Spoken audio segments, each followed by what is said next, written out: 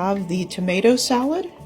Now this is the tomato salad which features the fresh tomatoes from the garden, which are cut up and then mixed with balsamic vinegar, olive oil, herbs, and feta cheese.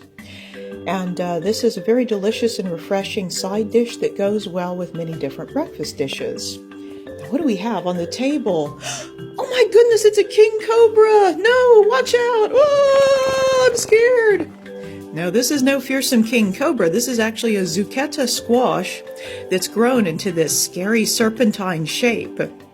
I would love to see how a cat would react to this thing.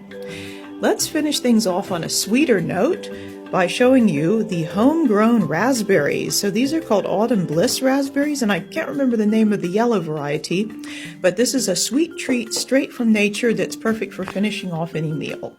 I hope this inspires you to grow your own food too.